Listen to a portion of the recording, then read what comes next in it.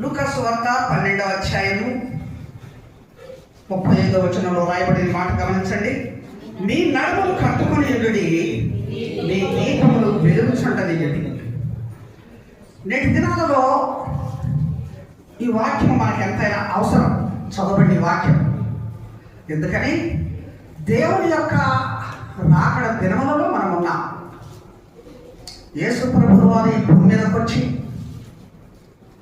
ఆయన యొక్క సువార్త పరిచర్యను ముగించి లేఖనానుసారంగా ఆయన మరణం ఉంది, భూస్థాపన చేయబడి పునరుత్థానుడై పరలోకానికి వెళ్ళిపోయి మరలా ఆయన ఇచ్చిన వాగ్దానం మేరకు నేను మరలా తిరిగి మీ యొక్కకు వస్తా, నేను ఉండే స్థలంలో మీరు ఉండేటి కొరకై నేను మిమ్మల్ని తీసుకొని పోతా అని చెప్పిన ఆ వాగ్దానం కొరకు ఆయన మరలా ఈ భూమి మీదకి రానై ఉన్నాడు. అయితే ఆయన వచ్చే సమయం ఏదో మనకు తెలియదు కనుక మనం ఏం చేయాలా?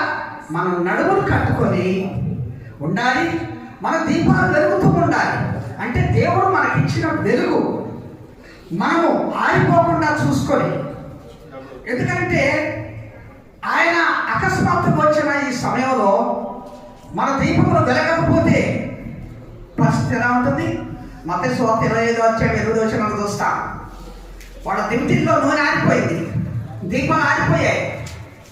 చివరకు ఆయన రానే వచ్చాడు, ఆ యొక్క పెళ్లి ఇందులో ప్రవేశించాడు. దీపాలు ఆరిపోయిన వాళ్ళ పరిస్థితి ఎలా ఉంది? చాలా అగోచరంగా ఉంది. వాళ్ళు వెళుతున్నారు అక్కడ, అయ్యా మాకు తలుపుది. ఎందుకంటే ఈ రాకడ దినాలలో ప్రియులారా, మనము ఒక సిద్ధపాటు అనేది లేకుండా ఉంటే మన యొక్క రక్షణ వెలుగు ఆరిపోకుండా మరి మనం చూసుకుంటే ఆయన యొక్క రాకడలో ఆయనతో పాటు మనము పాల్పడగలుగుతాం. అందుకనే ఇది ఎంతో తీవ్రమైనటువంటి వాక్యం. మీ నడుములు కట్టుకొని ఉండి, మీ దీపములు వెలుగుచుండనీయుడి. దేవుని లేఖనాలు చెప్తున్నాయి. ఇటువంటి సిద్ధపాటు లేనప్పుడు చూడండి, హెబ్రీ పత్రిక 10వ అధ్యాయము 37వ వచనం ఒక మాట చూద్దాం. హెబ్రీ పత్రిక 10వ అధ్యాయం 37వ వచనం. ఇక కాలము బహు కొంచెముగా ఉన్నది, వచ్చుచున్నవాడు ఆలస్యం చేయకవచ్చును. చాలు గమనించండి. ఇక కాలము బహు కొంచెముగా ఉన్నది, వచ్చుచున్నవాడు ఆలస్యం చేయకుండా వస్తాడు. బహు కొంచెం అంటేనే లిటిల్, అందులో ఇంకా బహు కొంచెం అంటున్నాడు, వెరీ లిటిల్. అంటే కాలం కొంచెముగా ఉన్నది. వచ్చుతున్నవాడు ఆలస్యం చేయడు. ఇంకా ఒకవేళ కొందరు అనుకున్నట్లుగా కాదు సుమా, 2 పేతురు 3:9 అన్నట్లుగా కొందరు ఆలస్యమని ఎంచుకున్నట్లు ఆయన తన వాగ్దానంలో వచ్చి ఆలస్యం చేయవాడు కాడు. కానీ ఎవరు ఎప్పుడు నశించక నిత్యజీవం పొందుట కొరకై ఆయన మన ఎడల దీర్ఘశాంతం గలవాడై ఉన్నాడు. అంత మాత్రం చేత ప్రభు ప్రేమను, ఆయన దయ కనికిరాలను మనం గుర్తించిన వారైతే లోపల వలె మనము ఆలస్యము ఇంకా భయమేమో లేదని చెప్పుకునే సమయంలో ఆయన సమయం వస్తే, ఆయన రాకడ వస్తే, మనము సిద్ధపాటులో లేకపోతే, మనం నడుములు కట్టుకొని మనం వెలుగుతూ లేకపోతే అది మనకు నష్టమవుతుంది అనేటువంటి సంగతి మనం తెలుసుకోవాలి ప్రియులారా. కనుక కాలం బహు కొంచెముగా ఉన్నది. యేసు ప్రభువు వారు ఇంకొక మాట చెప్తారు చూడండి. మార్కు సువార్త 13వ అధ్యాయం 35వ వచనం. తీసిన వారు త్వరగా చూడండి, మనకు సమయం కలిసి వస్తుంది. మార్కు సువార్త 13వ అధ్యాయం 35వ వచనం. ఇంటి యజమానుడు పొద్దుగుంకి వచ్చును, అర్ధరాత్రి వచ్చును, కోడి కూయినప్పుడు వచ్చును, తెల్లవారినప్పుడు వచ్చును, ఎప్పుడు వచ్చును నీకు తెలియదు సార్. ఇంటి యజమానుడు, ఆ పరలోకపు తండ్రి, ఆ యేసు ప్రభువు, ఆ రక్షకుడు తాను చెప్పిన వాగ్దానం మేరకు ఆయన వస్తాడు. కానీ ఆయన మరి ఆ యొక్క పొద్దుగుంకి వస్తాడో, మధ్యరాత్రి వస్తాడో, కోడి కూయినప్పుడు వస్తాడో, లేక తెల్లవారుజామున వస్తాడో తెలియదు. నీకు తెలియని స్థితిలో మనం ఉన్నప్పుడు, ఆయన రాకడ అంత సమీపంగా ఉన్నప్పుడు, సమయం కొంచెముగా ఉన్నప్పుడు, ఈ మాటను ఇంకా ఎంత తీవ్రంగా చెప్పాడంటే యేసు ప్రభువు చూడండి. మత్తయి సువార్త 24వ అధ్యాయం 44వ వచనంలో ఒక మాట రాయబడింది.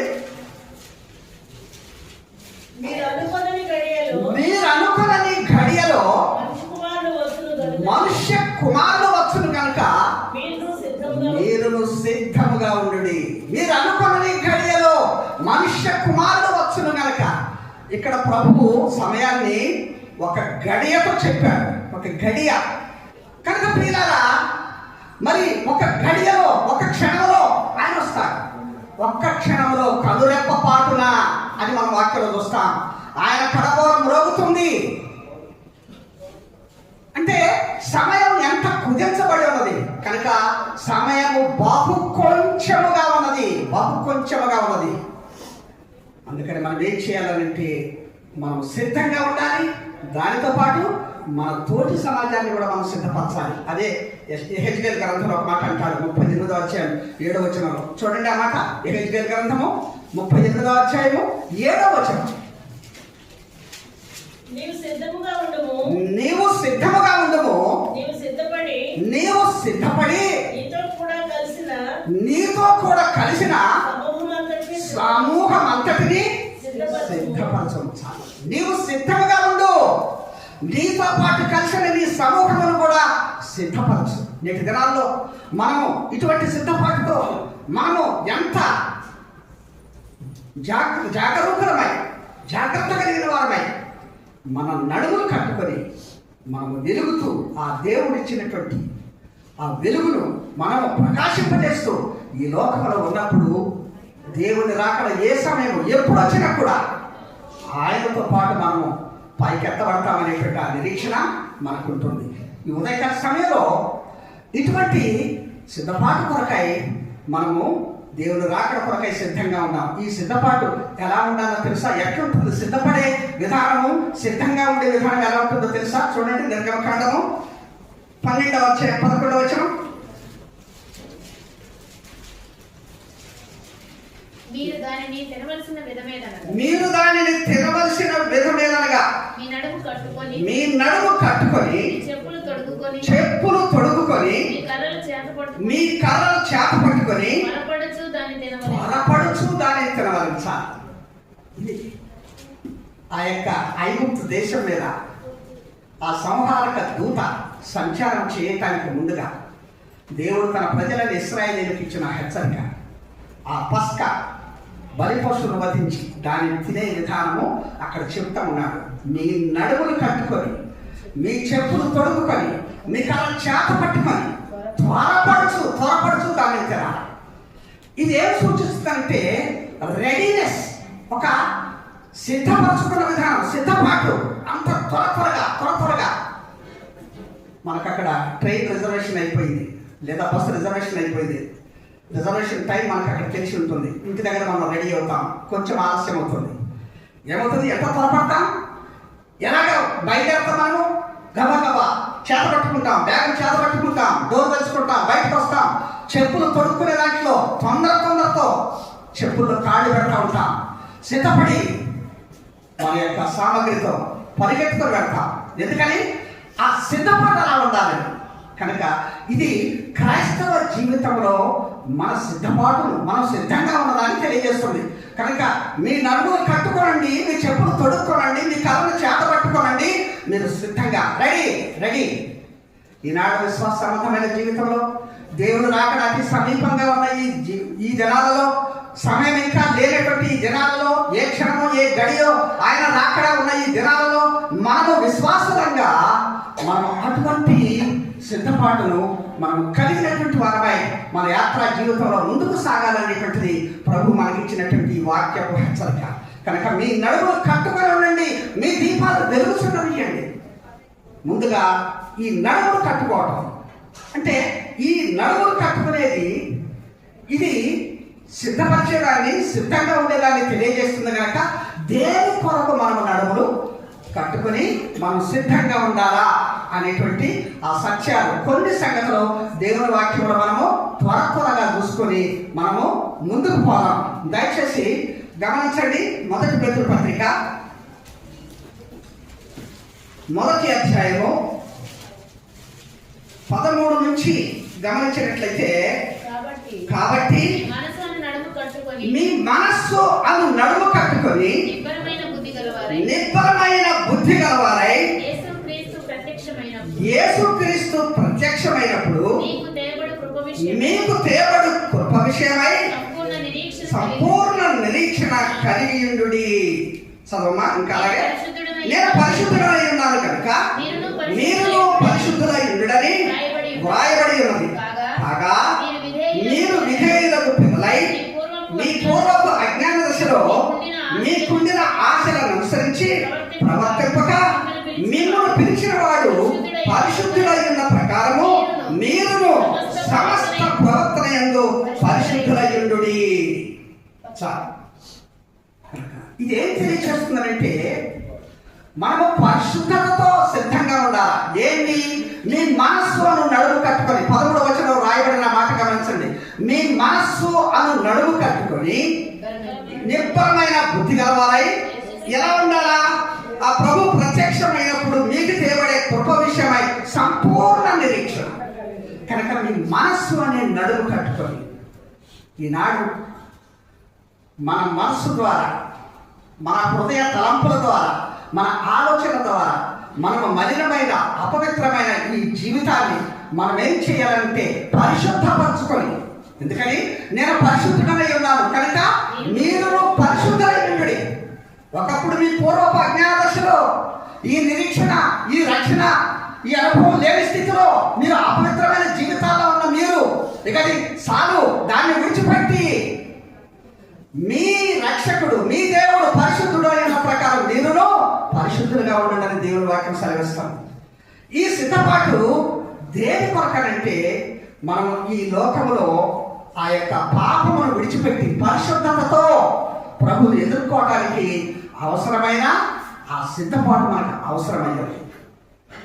మన జీవితాల్లో ఈ సంగతి తెలుసుకొని మనము ఈ లోకమును విడిచిపెట్టడానికి, ఆనాడు ఇశ్రాయేలీయులు వాళ్ళు ఎందుకు నడుము కట్టుకొని చెప్పులు దొరుకుని కర్రలు చేత పట్టుకున్నారంటే ఆ ఐగుప్తు అనేటువంటి ఆ పాపపు బానిసత్వ బ్రతుకు నుంచి వారు తమకు దేవుడు సిద్ధపరిచిన ఆ కానానుకు, ఆ పరిశుద్ధ పట్టణానికి వెళ్ళటానికి వాళ్ళు ఎలా త్వరపడుతూ సిద్ధపడ్డారో ఈనాడు విశ్వాస సంబంధమైన జీవితంలో మనము కూడా ఈ పాపపు లోకంలో ఇంతవరకు మనం జీవించిన అపవిత్ర జీవితంలో నుంచి బయటపడి మనం పరిశుద్ధపరచబడి శుద్ధమై మన మనసు అనే నడుముని, చెదిరిపోతున్న మన తలంపుల్ని, మన ఆలోచనల్ని మనము చెరలోనికి తెచ్చి వాటిని కట్టుకొని బంధించి మనము ఈ లోకం నుంచి బయటపడటానికి మనం సిద్ధపడాలి.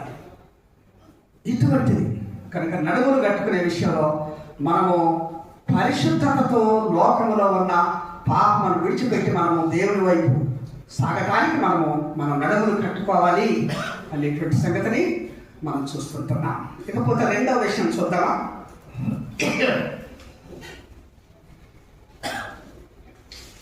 యోహాను సువార్త 13వ అధ్యాయం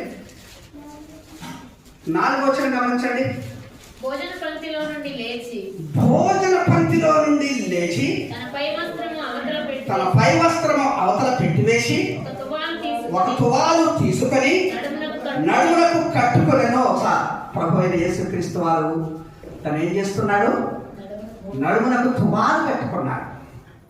భోజన పంక్తి నుంచి లేచాడు, తన శిష్యులందరూ కూర్చున్నారు. ఆ ప్రభు ఏం చేస్తున్నాడు? తన నడుముకు ఒక తువాలు కట్టుకొని ఆయన వారికి పరిచయం చేస్తున్నాడు. ఆయన వారి బాధలు కడుగుతున్నాడు. తన వస్త్రంతో తుడుస్తున్నాడు. ఇందులో మనకి ఏం కనిపిస్తుందంటే ఒక దాసుడు తన యజమానికి చేసే సేవా పరిచర్యలో విధేయతతో చేసే సేవా పరిచర్య కనిపిస్తుంది. ప్రభు అయిన యేసుక్రీస్తు అంత గొప్ప రక్షకుడు అయింది. ఆయన ఆ పని చేయడానికి కారణం ఏంటంటే అక్కడ 15వ వచనం రాశాడు, చదవమ్మా. నేను మీకు చేసిన ప్రకారము మీరును చేయవలనని మీకు మాదిరిగా ఇలాగ చేశా. నేను చేసిన పని, ఈ కార్యము మీరు కూడా చేయాలని మీకు మాదిరిగా ఉండటానికి నేను ఎలా చేశాను. ఆయన దేవుడు అయ్యింది. ఇలా ఒక దాసుడిగా తగ్గించుకున్న రీతిలో ఒక దాసుడు యజమానికి సేవా పరిచయం ఎలా చేస్తాడో అలా చేసి తన నడుమును కట్టుకొని వారి పాదాలు కడిగి వారి పాదాలు తుడిచి అలా చేసి అంటున్నాడు, నేను చేసిన రీతిగా మీరు చేయటం కొరకాయ నేను ఇలా మీకు మాదిరి కొరకు చేశాను అంటున్నాను. ఈనాడు లోకంలో మనము ఈ నడుమును మనం ఎందుకు కట్టుకోవాలంటే విధేయతతో దేవుని యొక్క పరిచర్య, దేవుని యొక్క సేవ మనం జరిగించడానికి. ఎంతమంది ఇలాంటి కట్టుకున్న విధానంలో ఆ విధేయతతో దేవుని యొక్క పరిచర్య, సేవ పరిచర్య మనం జరిగిస్తున్నాం. ఇవాళ విశ్వాస సంబంధమైన జీవితంలో ఈ సత్యాలు మనం తెలుసుకున్నటువంటి వారంగా ఉండాలి ప్రియుల. అనేక సార్లు అనుకుంటాం మనము ఇటువంటి విధేయత కలిగిన సేవ కొన్నిసార్లు మనం చేయలేకపోతుంటున్నాం. సంఘములో సేవా పరిచర్య చేయటం అంటే కేవలము అధికమైనటువంటి స్థాయిలో, అందరి ఎదుట ప్రదర్శించుకునే స్థాయిలో, అందరికి కనపడే స్థాయిలో, అందరి ద్వారా హెచ్చించబడే స్థాయిలో చేసే పరిచర్య కాదు. అన్ని విధాలుగా, అన్ని రకాలుగా మరుగై ఉన్నటువంటి, ఎవరు చూడకపోయినా, చూసినా, ఎవరు మెచ్చుకోకపోయినా, ప్రశంసించకపోయినా, మనల్ని కనపరచకపోయినా ప్రభు యొక్క సంఘంలో ఆయన పరిచర్య, ఆయన మనకు అప్పచెప్పిన దాన్ని, ఆయన మనకి ఇచ్చిన వరము ప్రకారము, ఆయన మనకి ఇచ్చిన తలాంతు ప్రకారము మనము విధేయతతో చేసేదే సరి అయినటువంటి పరిచర్య. ప్రభు అందుకే అది చేశాడు, అలా మాదిరి చూపించాడు. ఇవాళ మన జీవితాల్లో ఈ పరిచర్య చేయాలి. కొన్నిసార్లు అనుకుంటాం, పుల్పిటి మీద నిలబడి పాటలు పాడటమే నాకు ఘనమైంది, లేదా పుల్పిటి మీద నిలబడి నేను మంచిగా వాక్యం బోధించడమే ఘనమైంది, నేను అందరి దృష్టిలో పడతాను, అందరిని మెచ్చుకుంటాను, అందరికి కనిపిస్తాను, హైలైట్ అవుతాను. ఇది కాదు మరుగురు ఉండి చేసే పరిచర్య కూడా. ఎందుకంటే దేవుడు అందరికీ ఒకే బహుమానం ఇస్తాడు. మనం ఆయన పేరట చేసే పరిచర్య, మనం ఉదయకాలం వచ్చి మందిరంలో చూడటమే కాదు, చాపలు వేయటమే కాదు, వంటశాలలో వంట చేయటమే కాదు, వంట పాత్రలు కడగటమే కాదు, టాయిలెట్ శుభ్రం చేయటమే కాదు, చెప్పుల స్టాండ్లో ఉండటమే కాదు, వాకిట వారిలో ఏ పనైనా ఏది చేసినా దేవుడు మనకు అప్పచెప్పిన పనిని విధేయతతో చేసేది అది సరి అయినటువంటి పరిచర్య. అందుకే ప్రభు అక్కడ ఆ పని చేశాడు. అది ఎంత తగ్గించుకున్న పరిచర్య. ఆయన కాళ్ళు కడగటం అంటే, తొడగటం అంటే అది ఎంతకంటే తగ్గించుకున్న పరిచర్య ఎక్కడ ఉంటుంది? అంతకంటే తగ్గింపు కూడా ఎలా ఉంటుంది? ఒక మాదిరి చూపటం కొరకు ప్రభు ఆ పని చేశాడు. పోయిన సెప్టెంబర్ 5వ తారీఖు టీచర్స్ డే అంటారు దాన్ని, ఉపాధ్యాయ దినోత్సవం. ఎప్పుడో 35 సంవత్సరాల క్రితం నేను చదువు చెప్పాను. నా స్టూడెంట్ ఇప్పుడు ఖమ్మం రెక్కావాద స్కూల్లో, బస్ స్టాండ్ సెంటర్లోనే ఆయన హై స్కూల్లో స్కూల్ అసిస్టెంట్గా ఉన్నాడు. ఎంఎస్సి బిఈడి, మంచి జ్ఞానం కలిగినవాడు. ఆయన భార్య కూడా టీచరు. ఎప్పటికీ కూడా ఆ యొక్క తగ్గింపును చూపించడానికి, ఆ విధేయత చూపించడానికి నన్ను ఆహ్వానించాడు. అదే నా వాళ్ళ స్కూల్కి ఇంటికి వచ్చి, నేను ఇప్పుడు ఎటు దిగి బయట ఎక్కడెక్కడ అట్లా పోవడానికి నాకంత ఇబ్బంది అనిపిస్తుంది జర్నీ చేయటానికి.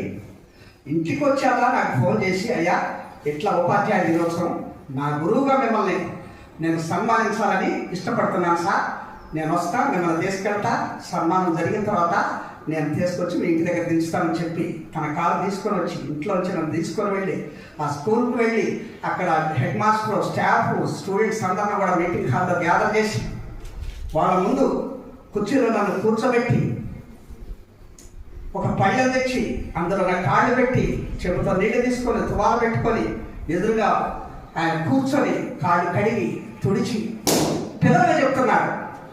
ఇది ఎందుకంటే జీవితంలో మనం చేసే ఏ సేవ అయినా, ఏ పరిచర్య అయినా ఒక విధేయతతో, వినమ్రతతో తగ్గించుకొని చేస్తే వాళ్ళు ఆశీర్వదించబడతారు. ఇవాళ మా గురువు గారు ఇవాళ ఇక్కడ ఉన్నాడు.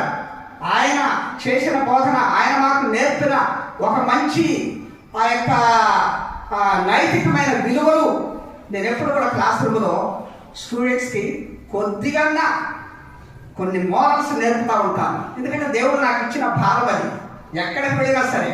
అందుకని నా క్లాస్ అంటేనే స్టూడెంట్స్ ఇష్టపడతారు, చాలా ఇష్టపడతారు. నేను క్లాస్కి వస్తున్నాను అంటేనే వాళ్ళు చాలా హ్యాపీగా ఫీల్ అవుతారు.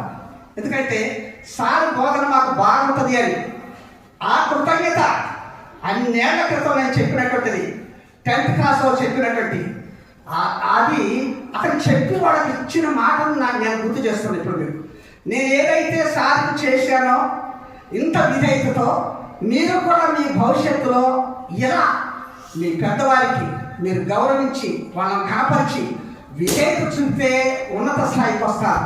అందుకనే మీ ఎదుట నేను ఈ కార్యం చేస్తున్నాను అని అతను చెప్పినప్పుడు నాకు ఇతనికి ఇంత చక్కటి ఈ ఆలోచన ఎలా వచ్చింది అనిపించింది. కనుక ప్రియులారా, ప్రభువు వారు ఎందుకు ఆ పని చేశాడు అని అంటే, అదే మనము చూచి ఆ విధేయతతో మన బాధ్యతలు చక్కగా జరిగించడం కొరకాయి. ఈనాడు మన జీవితాల్లో ఈ సత్యాన్ని మనం తెలుసుకుందాం. కనుక మనం నడుములు కట్టుకునేది దేనికనంటే, విధేయతతో మన పరిచర్యని మనం నమ్మకంగా జరిగించటం కొరకాయి.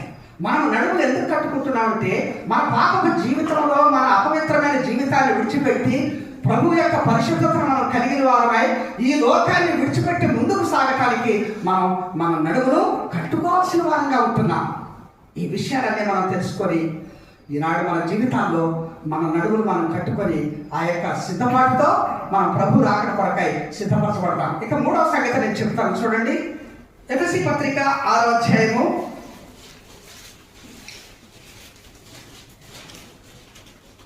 14వ వచనం ఒక మాట గమనించండి. ఎలాగనగా మీ నడుములకు సత్యమును దట్టి కట్టుకొని నీతి అను మైమరు తొడుగుకొని చాలు. ఎలాగనగా మీ నడుములకు సత్యమును దట్టి కట్టుకొని.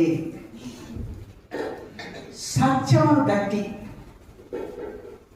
ఇది దేని తెలియజేస్తుందనంటే, దేవుడిచ్చే సర్వాంగ కవచములో మనం పైన 13వ వచనం మనం గమనిస్తున్నప్పుడు అక్కడ నుంచి, ఎందుకంటే మనం ఈనాడు లోకంలో ఒక వార్ఫేర్ జరిగించాల్సిన వారంగా ఉంటున్నాం. విశ్వాసులంగా మనం ఒక యుద్ధాన్ని చేయాల్సిన వారంగా ఉంటున్నాం.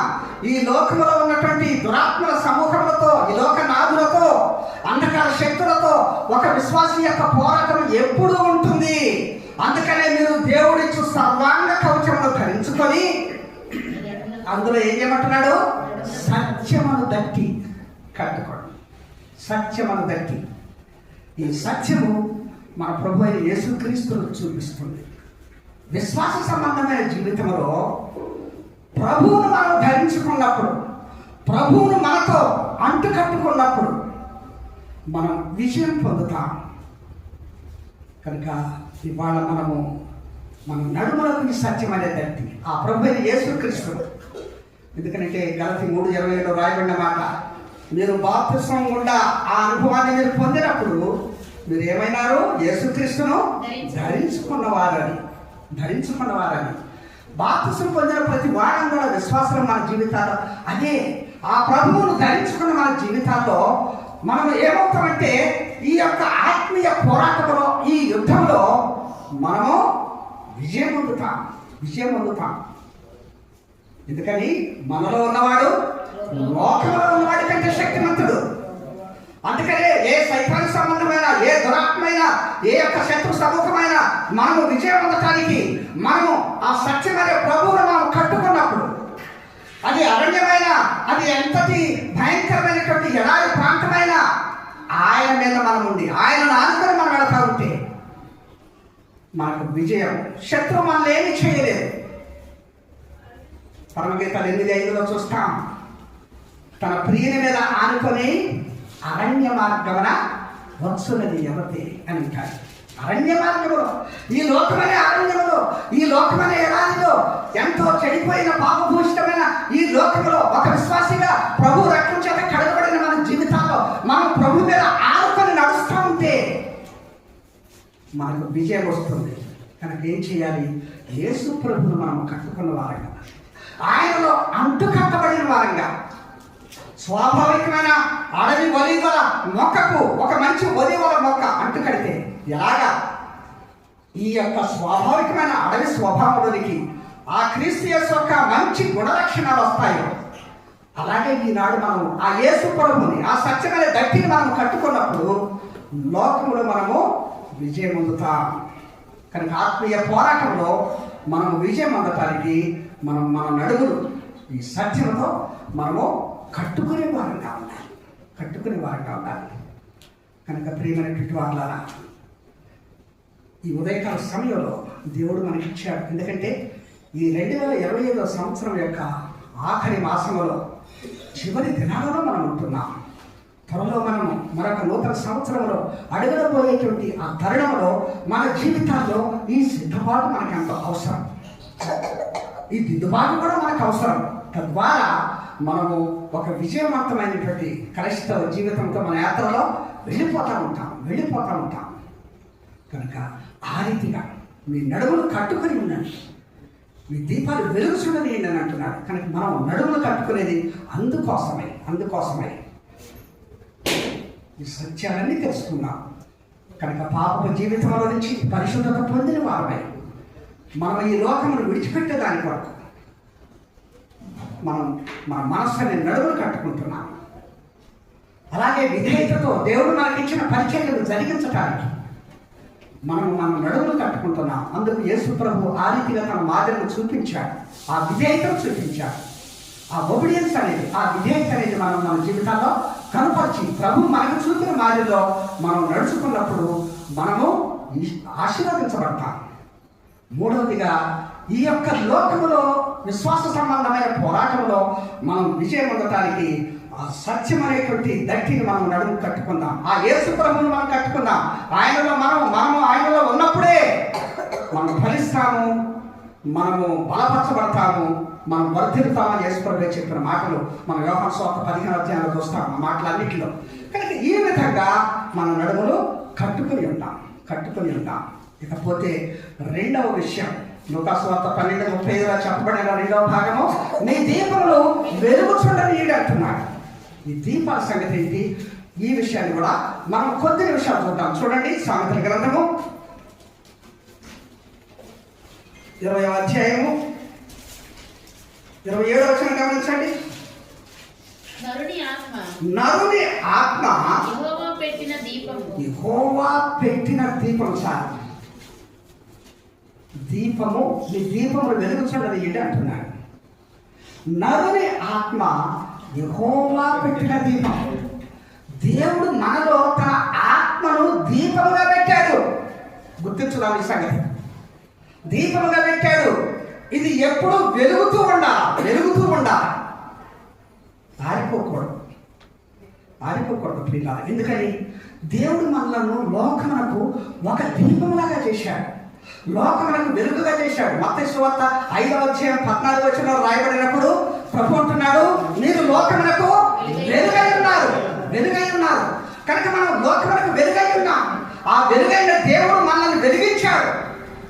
రక్షణ, పాప క్షమాపణ, మారు మనసు గుండా వెళ్ళినప్పుడు ఆ పరిశుద్ధాత్మ వరమును మనం పొందినప్పుడు ఆ పరిశుద్ధాత్ముడు మనల్ని వెలిగిస్తున్నాడు. కనుక మనము వెలుగై ఉన్నాం. ఇట్టి ఆత్మ ఏదైతే మనము పొందుకున్నామో అది ఎప్పుడు వెలుగుతూ ఉండాలి. అది దేవుని యొక్క ఉద్దేశమైనది. మరి ఇట్టి ఆత్మ ఎప్పుడు వెలుగుతూ ఉండాలంటే ఏం చేయాలి మనము? ఇది ఎలా వెలుగుతూ ఉంటుంది? అసలు దేవుని ఉద్దేశం ఏంటి? చూడండి, మనం నిర్గమకాండంలో గమనించినప్పుడు, నిర్గమకాండము 27వ అధ్యాయం 20వ వచనంలో ఒక మాట గమనించండి. నిర్గమకాండము 27వ అధ్యాయం 20వ వచనం, మరియు దీపము నిత్యము వెలుగుచుండవలెను, వెలిగించినట్లు ప్రదీపమునకు దంచి తీసిన అచ్చము ఒలీవల నూనె తేవలెనని ఇశ్రాయేలీయులకు ఆజ్ఞాపించము. ప్రదీపము నిత్యము వెలుగుచుండునట్లుగా దంచి తీసిన అచ్చము ఒలీవల నూనె. ప్రదీపము నిత్యము వెలుగుతూ ఉండాలనంటే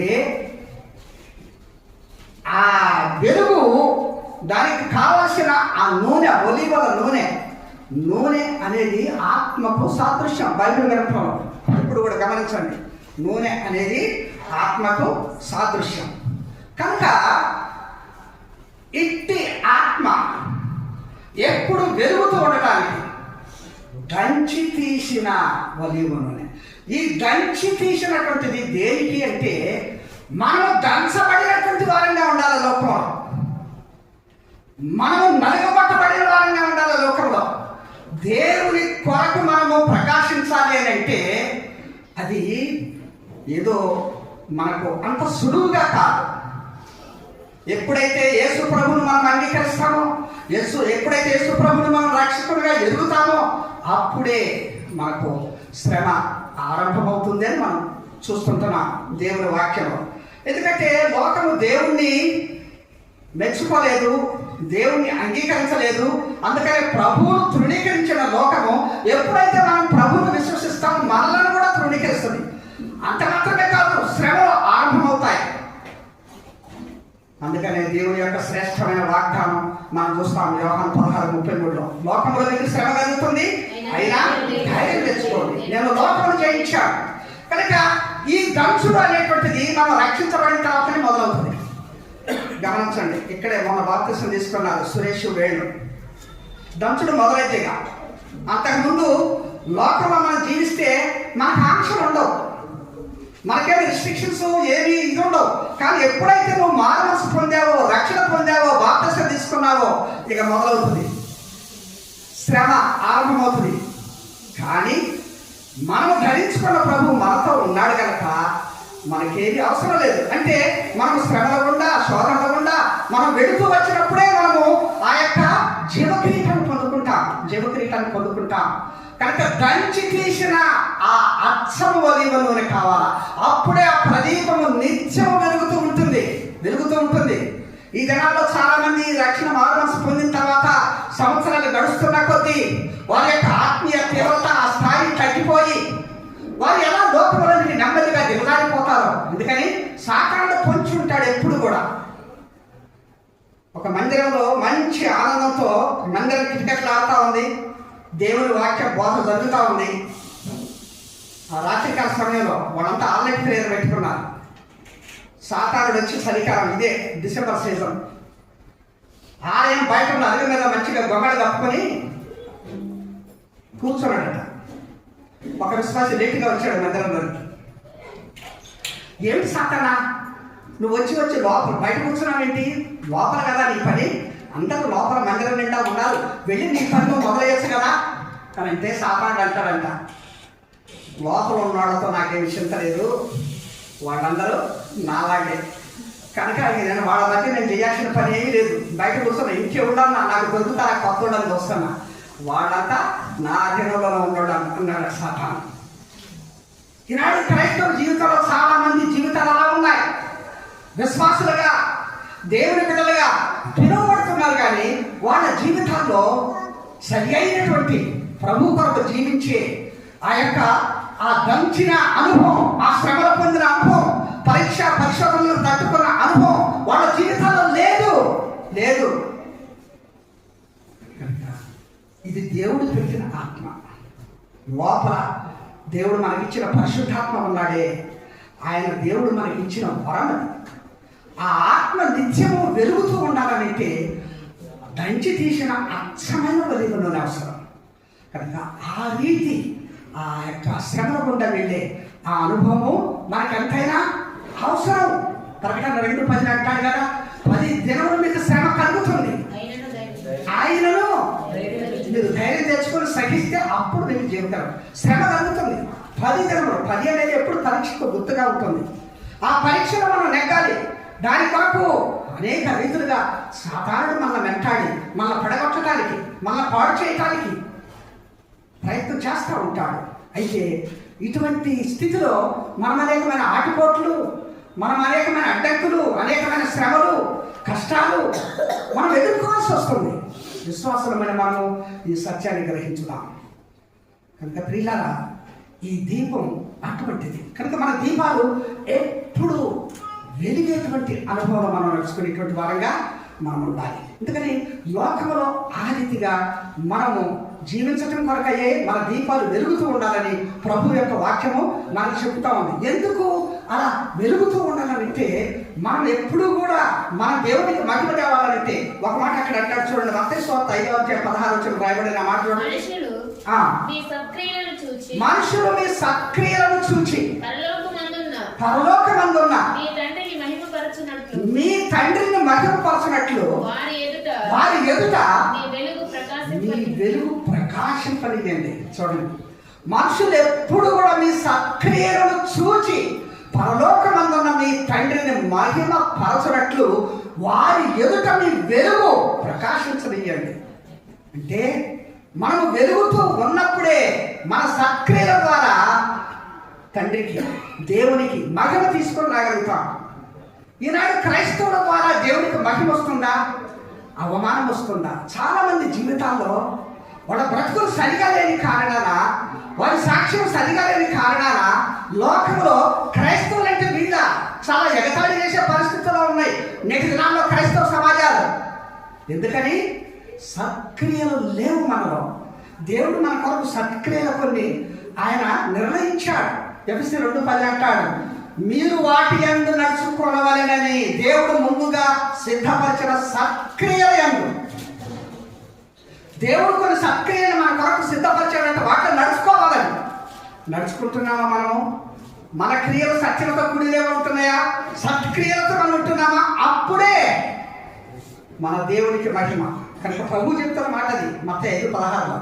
కనుక పరలోకమందున్న మీ తండ్రిని మహిమ పరచబడినట్లు ఈ లోకంలో ఉన్న మనుషులు ఎదుట మీ వెలుగు ప్రకాశించనియండి.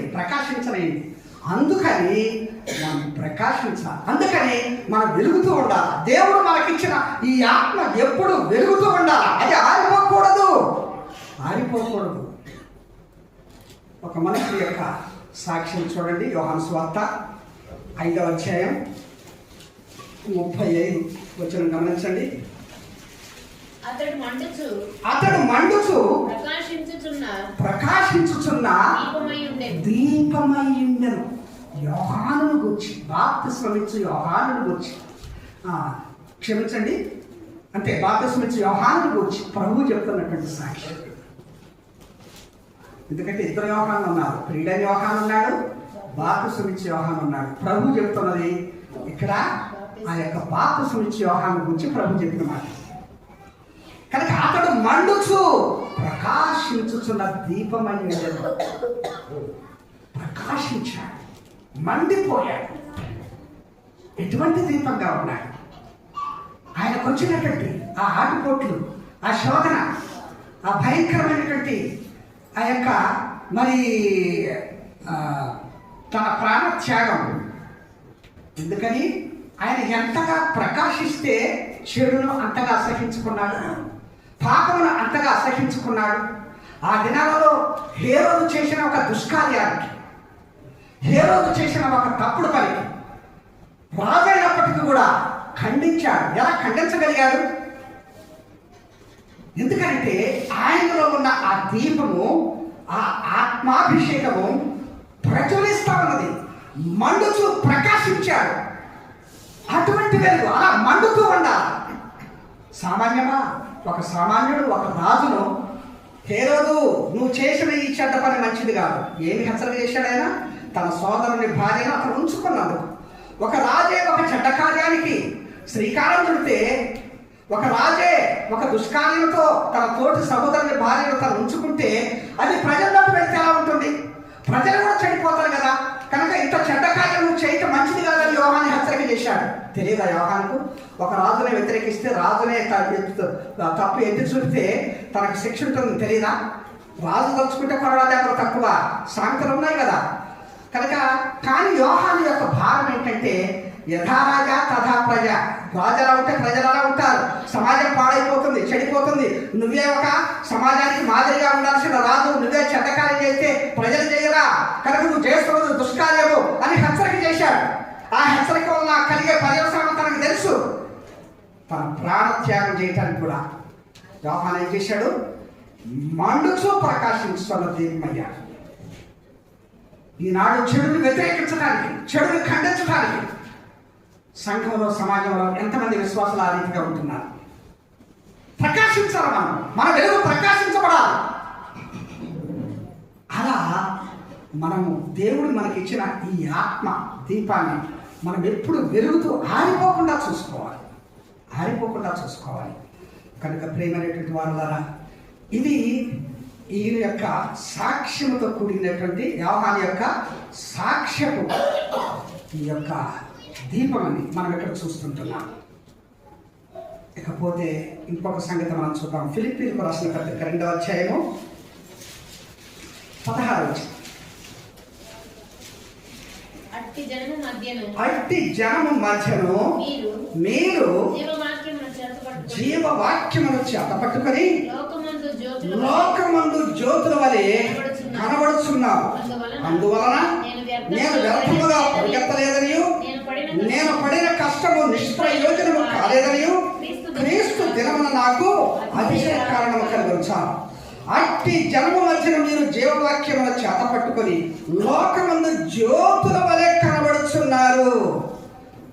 జీవవాక్యముల చేత పట్టుకొని లోకములో జ్యోతులలాగా ఉన్నారు, ప్రకాశిస్తున్నారు. వీళ్ళు ఇది ఏం తెలియచేస్తుందనంటే మన జీవితాలలో ఈ యొక్క పరిచర్య జీవితం, సువార్త ప్రకటన జీవితం మనకు చూపిస్తుంది. లోకంలో మనం అందుకొనకే పిలువబడుతూ వచ్చినాం. యేసుప్రభు అంటాడు మత్తయి సువార్త 24:14 కనుక ఈ లోకమందు ఆయన సువార్తను చదవండి అన్నమాట. మత్తయి సువార్త 24:14 మరియు ఈ రాజ్య సువార్త సకల జనములకు సాక్షార్థమై లోకమందంతటా ప్రకటించబడుతుంది.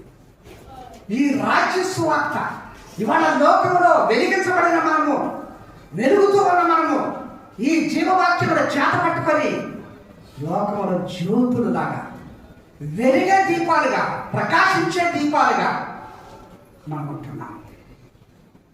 ఈ విషయాలు మనం వెళ్తున్నాం. విశ్వాస సంబంధమైన జీవితంలో ప్రభు మనకిచ్చినటువంటి ఒక పెద్ద భారం. ఎందుకంటే మనం వెలిగించబడిన తర్వాత మనం మరికొందరు వెలిగించాలనే తాపత్రయం, తద్వారా ఈ సువార్తను లోకంలోకి తీసుకొని వెళ్ళి ప్రకటించాలనే తాపత్రయం. దేవుని బిడ్డలుగా మనకు ఆ భారం ఉంటుంది. మరి ఎవరి భారం, ఎవరి ప్రయాస, ఎవరి ప్రార్థన, ఎవరి యొక్క ఆ శ్రమ ఇవాళ మనం రక్షణ పొందటానికి కారణమవుతూ వచ్చింది. మన వ్యక్తిగత జీవితాల్లోకి వెళ్ళినప్పుడు, వ్యక్తిగత సాక్ష్యాల్లోకి మనం వెళ్ళినప్పుడు మనం ఎప్పుడు కూడా ఆ సంగతి మర్చిపోకూడదు. నేను 1977 ఫిబ్రవరి 16 మారు మనసు పొందినప్పుడు, డిగ్రీ ఫస్ట్ ఇయర్లో ఉండగా మారు మనసు పొందాను. నేను మారు మనసు పొందటానికి కారణమైన ఆ మనుషుల యొక్క ఆ ప్రయాస, ఆయన వెంబడింపు నాకు ఇప్పటికీ గుర్తుకొస్తే కృతజ్ఞతతో నా హృదయం నిండిపోద్ది. ఎందుకంటే మనం మర్చిపోము. ఎంజి సత్యనారాయణ గారని డిగ్రీ కాలేజీలో ఇంగ్లీష్ లెక్చరర్, ఆయన బేతని ప్రార్థన మందిరం గుర్తుల ఖమ్మంలో. ఆయన మమ్మలను క్రైస్తవ స్టూడెంట్స్, క్రిస్టియన్ స్టూడెంట్స్ ఎవరున్నారో వాళ్ళని జాగ్రత్తగా పట్టుకొని, అటెండెన్స్ లిస్ట్ దగ్గర పెట్టుకొని వాళ్ళని పిలిచి వాళ్ళ స్టాఫ్ ఆ ఎస్ఆర్ బీజేపీ కాలేజీలో ఆ డిపార్ట్మెంట్ చూడటం అంటేనే ఆ దినాల్లో నాకు భయం వేసేది. అందులో అంతా పెద్ద పెద్ద లెక్చరర్స్ వాళ్ళందరూ పిల్లవాడి నేను అనుకుంటాం. ఆయన ఒక రోజు నన్ను పిలిచాడు. పిలిచి ఆయన టేబుల్ దగ్గర పిలిచి స్టాఫ్ రూమ్లు అందరూ కూర్చున్నారు. సుదర్శనం అన్నాడు, సార్ నీవు క్రిస్టియనే కదా అన్నాడు. అవును అన్నాను. బేతనీలో అంటే గుత్తల బజార్లో బేతనీ ఇమాంజలికల్ చర్చ్ ఉంది, అక్కడ యూత్ మీటింగ్స్ జరుగుతూ ఉంటాయి ప్రతి బుధవారము, ఆదివారం ఆరాధన ఉంటుంది, వీలు చూసుకుని ఒకసారి అక్కడికి అటెండ్ అవ్వ అన్నాడు. నా గురువు గారు కదా అని నేను ఇంట్రెస్ట్తో వెళ్ళాను. పోవటం ఆరంభించాము. ఒకనొక దినమ ఒక యూత్ రిట్రీట్ జరుగుతుంది. పండగ సెలవు దినం, అది పబ్లిక్ హాలిడే. యూత్ రిట్రీట్ పెట్టారు. అది 1977 ఫిబ్రవరి 16 ఆ యూత్ రిట్రీట్లో ప్రభు నన్ను పట్టుకున్నాడు. అప్పటి వరకు ఆకతాయిగా, అల్లరిగా నా యొక్క యవ్వన జీవితంలో తోటి స్టూడెంట్స్తో కలిసి, నా స్నేహితులతో కలిసి ఆటపాటలతో ఇష్టానుసారంగా జీవిస్తున్న నా జీవితానికి ఆ రోజున బ్రేక్ పడ్డది. అప్పటి నుంచి ప్రభు ఇప్పటి వరకు నడిపిస్తూ వచ్చాడు. అందుకని నాకు ఆ కృతజ్ఞత, అందుకని నేను ఆయన నా ఆత్మీయ తండ్రిగా భావిస్తాను. సత్యనాథం గారు ఇప్పుడు ఆయన మహిమలోకి వెళ్ళిపోయాడు. ఎందుకంటే ఆయన నా స్థితిలో నా దీపాన్ని వెలిగించి దానికి దేవుడు నాలో ఆయన ఆత్మను దీపంగా ఉంచడానికి కారణమైన వ్యక్తి, రక్షణ మార్గం పొందడానికి కారణమైన వ్యక్తి. అంటే ఎంత ప్రయాస ఒక వ్యక్తిలో ఉంటే ఒకరిని వెంబడిస్తే వాడు రక్షణ పొందుతారు. ఇక్కడ మనం కూర్చున్న వాళ్ళ జీవితాల్లో ఈ అనుభవాన్ని మనం మరి గుర్తించుకోగలుగుతున్నామా? అందుకనే ఇవాళ జీవవాక్యములను చేతబట్టుకున్న లోకములు జ్యోతులుగా ఇదేం చేస్తుందంటే అనేకులను వెలిగించడానికి సహాయపడుతుంది. కనుక వెలుగుతూ ఆయన యొక్క వాక్యమును, ఆయన స్వార్థ పరిచయం చేసే వాళ్ళగా మనం ఉండాలి. అందుకొరకు మన దీపాలు వెలుగుతూ ఉండాలి, వెలుగుతూ ఉండాలి. ఒకసారి వెలిగిన తర్వాత ఈ దీపాన్ని మనం ఏం చేస్తాం? సాధారణంగా మన రక్షకుడిని మనం ఎరిగిన తర్వాత, మన ప్రభువుని మనం ఎరిగిన తర్వాత, మనం తిరిగి మళ్ళా ఈ లోక సంబంధమైనటువంటి వాటిలోకి మనం వెళ్ళకూడదు. అక్కడ మనం గమనించినట్లయితే చూడండి, 2 తిమోతి అనుకుంటాను, 2వ అధ్యాయం 4వ వచనంలోన, తన దండలోకి చేర్చుకున్న వాడిని సైనికుడు ఎవడు రైట్ యుద్ధములకు పోవునప్పుడు తన్ను దండులో చేర్చుకొనిన వారిని సంతోష పెట్టవలనని ఈ జీవన వ్యాపారంలో చిక్కుకొనడు. కనుక 2వ తిమోతి 2:4 మాట వస్తాం. తన్ను దండులో చేర్చుకుని వారిని సంతోష పెట్టవలనని ఈ జీవన వ్యాపారంలో చిక్కుకొనడు. సైనికుడు ఎవడు కూడా, విశ్వాస ఎవడు కూడా. ఎందుకంటే ఒకసారి వెలిగించబడిన తర్వాత మనం వెలుగుతూ అనేకులను వెలిగించాలి కనుక తిరిగి మరలా ఈ జీవన వ్యాపారాలు అంటే ఈ లోక సంబంధమైన వాటిలోకి మనం వెళ్ళిపోకూడదు. అందుకని వెలిగించబడిన తర్వాత ఈ దీపం ఎక్కడ ఉండాలి? చూడండి, యేసుప్రభు చెప్పిన మాట మార్కు సువార్త 4వ అధ్యాయం 20వ వచనంలో రాయబడిన మాట చూడండి. మరియు ఆయన వారితో ఇట్లా నేను దీపము దీపస్తంభము మీద ఉంచబట్టుకే కానీ కొంచెము క్రిందనైనను మంచము క్రిందనైనను ఉంచబడుటకు తేబడదు. దీపం ఎప్పుడు దీపస్తంభం మీద ఉంచడానికే కదా ఉద్దేశించబడింది. దాన్ని మంచము క్రిందకో కొంచెం క్రిందకో తెస్తే దాని వెలుగు ఎలా ప్రసరిస్తుంది అంటే ఏమిటిది? దీనిలోని అంతరార్థం ఏంటి? ప్రభు చెప్పిన మాట, దీపాన్ని మంచం క్రింద కానీ కొంచెం క్రింద కానీ. మంచం దేనిని సూచిస్తుందంటే విశ్రాంతిని లేక ఈ లోక సౌఖ్యాన్ని. మంచం మన మీద పడుకుని సౌఖ్యం అనుభవిస్తుంటాం. అంటే ఈ లోకపు సౌఖ్యం దీపం వెలిగించబడిన తర్వాత మంచం మీద పెడితే అంటే ఈ లోక సౌఖ్యాన్ని మనము ఆస్వాదించడానిక, ఈ లోక సౌఖ్యాన్ని అనుభవించడానిక, సుఖభోగాలు అనుభవించడానిక కాదు. అలాగే కొంచెం క్రిందనైనాను. కొంచెము అంటే అది కొల ప్రమాణం అండి. పాత దినాల్లో కొంచాలతో ధాన్యాన్ని కొలిచేవాళ్ళు. ఇప్పుడు మాకు ఈ జనరేషన్ తెలియదు, నాకు తెలుసు. కొంచెములు కొంచాలు అంటే ఈ కొలమానము దేనికి సూచన అంటే వ్యాపారానికి. అంటే ఒకసారి మనం దీపం వెలిగించబడిన తర్వాత ఈ వెలుగు మనం సుఖభోగాలు అనుభవించడానికి కాదు, సౌఖ్యంగా బ్రతకడానికి కాదు, లేదా ఈ లోకంలో వ్యాపారం చేసి సంపాదించుకోవటానికి కాదు. దీపస్తంభం మీద ఉండి అది అనేకులకు వెలిగించేదిగా ఉండటానికి. కనుక వెలిగించబడిన ఈ దీపము నాడు లోకములో దేవుని యొక్క ఆ సువార్తను వ్యాపకం చేయటానికి, ఆ ప్రభు వాక్యాన్ని ప్రచురం చేయటానికి మనం ఉపయోగించాలి. ఇటువంటి దీపముగా మనం ఈనాడు లోకంలో ఉంటున్నామా? ప్రభు అంటున్నాడు, మీ దీపము వెలుగుతూ ఉండనియండి, వెలుగుతూ ఉండనియండి. కనుక అలా వెలిగించబడిన దీపంగా మనం ఇటువంటి ఉద్దేశాలతో ఈ లోకంలో మనము జీవించాల్సిన వారంగా ఉంటున్నాం. చివరిగా ఇంకొక వాక్యం నేను ముగిస్తాను. 1 యోహాను పత్రిక 2వ అధ్యాయం 9వ వచనం. వెలుగులో ఉన్నామని చెప్పుకొనుచు తన సహోదరుని ద్వేషించువాడు ఇప్పటి వరకు చీకటిలోనే ఉన్నాడు. చూడండి, ఇక్కడ అంటున్న మాట, వెలుగులో ఉన్నానని చెప్పుకునే ప్రతివాడు తన సహోదరుని ద్వేషించు అంటే ఏమంటున్నాడు? వెలుగులో ఉన్నానని చెప్పుకొనొచ్చు తన సహోదరుని ద్వేషించువాడు ఇప్పటి వరకు చీకటిలోనే ఉన్నాడు. అంటే మనం వెలుగుతూ ఉన్నవారము మన తోటి వారిని ప్రేమించే వారంగా ఉండాలి. మన తోటి వారిని ప్రేమించే ఆ ప్రేమ ఎప్పుడు మనకు వస్తుంది? ఆ క్రీస్తు ప్రేమ మనలో నివసించినప్పుడు, ఆ క్రీస్తు ద్వారా మనం వెలిగించబడినప్పుడు. కనుక లోకములు అనేసార్లు మనము వెలుగుతున్నాను అని చెబుతాము, కానీ తోటి సహోదరుని ప్రేమించలేదు. వెలుగులో ఉన్నానని నడుచుకుంటూ తోటి సహోదరుని ద్వేషించేవాడు వెలుగులో కాదు, వాడు ఎక్క చీకట్లో ఉన్నాడు అని. అంటే ఇది మనకి ఏం తెలియజేస్తుందంటే, ఒకసారి మనం వెలిగించబడిన తర్వాత తోటి సహోదరుని ప్రేమించే ప్రేమ మనలో ఉండాలి. ఇటువంటి ప్రేమ ఈనాడు విశ్వాసంగా మన జీవితాల్లో మనం కలిగి ఉంటున్నామా? కనుక మన దీపాలు వెలిగేటువంటి ఈ పరమార్థము, ఈ యొక్క గ్రహింపు, ఈ అవగాహన మన జీవితాల్లో మనం కలిగి ఉంటున్నామా? ఈ 4 విషయాలను కూడా గమనించండి. లోకములో మనము మన దేవునికి మహిమకరంగా ఉండటానికి అన్యుల ఎదుట మనం సత్క్రియలతో మన వెలుగు ప్రకాశింపనియాలి. ఇది మొదటిది, మత్తయి 5:16 ప్రకారం. రెండవ విషయాన్ని మనం చూస్తున్నాం, సాక్ష్యపు వెలుగు.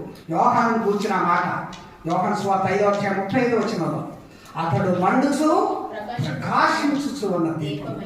కనుక అతని యొక్క వెలుగు గొప్ప సాక్ష్యము చూపిస్తూ ఉంది లోకంలో.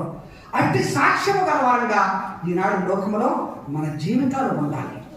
ఇక మూడవదిగా గమనించినప్పుడు, ఆయన రాజ్య సువార్తను లోకంలో ప్రకటించడానికి మనం వెలుగై ఉండాలి.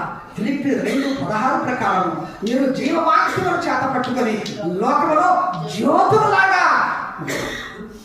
కనుక దేవుని యొక్క రాజ్య సువార్తను ప్రకటించడానికి ఈ దీపం ఎప్పుడు వెలుగుతూ ఉండాలి. నాలుగవదిగా ఏంటంటే, మొదటి యోహాను 2:9 ప్రకారం మనం వెలుగులో ఉన్నవారమైతే మనం మన తోటి సహోదరులను ప్రేమించే ప్రేమను కలిగి ఉండాలి. అది లేదు అంటే మనం చీకట్లో ఉన్నాం. కనుక సహోదరుని ప్రేమించే ఆ యొక్క వెలుగు, సువార్తను ప్రకటించే ఆ వెలుగు, సాక్ష్యము కలిగిన ఆ వెలుగు ప్రియులారా ఈనాడు మన జీవితాల్లో మనం కలిగి ఉంటున్నాము. ప్రభు అంటున్నాడు, మీ నడుములు కట్టుకొని ఉండండి, మీ దీపములు వెలుగుతూ ఉండవేయండి. వెలగకపోతే భంగపాటు ఉంటుంది. మనకు మత్తయి సువార్త 25:8 రాయబడినట్లుగా వాళ్ళు వచ్చారు, సిద్ధులలోనే అయిపోయింది, దివిటి రాలిపోయాయి, భంగపాటుకు గురయ్యారు. కనుక ఆ యొక్క మహిమ రాజ్య ప్రవేశం పోగొట్టుకున్నారు. ఇవాళ మన జీవితాలలో ఇటువంటి దీపము ఎప్పుడు నిత్యము వెలుగుతూ ఉండాలంటే, దేవుడు మన హృదయాలలో పెట్టిన ఈ దీపము నిత్యము వెలుగుతూ ఉండాలనంటే, ఈ ఆత్మ నిరంతరం వెలుగుతూ ఉండాలనంటే, మన జీవితాల్లో ఆ యొక్క దంచి తీసిన అనుభవంలోనికి, ఆ దంచి తీసిన అచ్చలు ఒలీవ నూనె, ఆ ఆత్మ మనం కలిగి ఉన్నప్పుడు మనము నిత్యము ఆ ప్రదీపాలు వెలుగుతూ ఉంటాయి. ఇటువంటి నిత్యము నిలిచి ఉండే ఈ వెలుగు ఆత్మీయ జీవితంలో మనం కలిగి, మన దీపాలు మనము వెలుగుతూ ఈ లోకాన్ని వెలిగించే వారంగా ఉండాలి. అది నిజమైన క్రిస్మస్ ఆనందం. నేటి దినాల్లో చాలామంది ఈ క్యాండిల్ ర్యాలీస్ చేస్తున్నారు. వెలిగించిన కొవ్వొత్తులతో వీధులు తిరుగుతూ క్యారల్స్ పాడుతూ సంతోషమే కాలంతల్లా. కానీ లోపల మన చీకటి పోయిందా? మనము వెలిగించబడ్డామా? ఈ వెలుగు లేకుండా ఈ బాహ్యమైన వెలుగు, ఆ కొవ్వొత్తి ఉన్నంత వరకే వెలుగు, దాదాపు ఆరిపోతుంది. ఇది అలా కాదు, ఇది నిత్యము మండుచూ ఉండాలి, వెలుగుతూ ఉండాలి. ఇటువంటి వెలుగు మనం కలిగి ప్రభు సాక్షార్థమైనాడు లోకంలో జీవించాలి. కనుక లూకాసు వార్త 12:35 సరించినట్లుగా మీ నడుములు కట్టుకొని ఉండి మీ దీపములు వెలుగుదాం. మన నడుములు కట్టుకుందాం. అలాగే మన యాత్ర జీవితంలో ఈ సిద్ధపాటుతో ఆయన రాకడ కొరకై మనం సిద్ధపరచబడ్డాం. అటువంటి గ్రహింపుతో మనం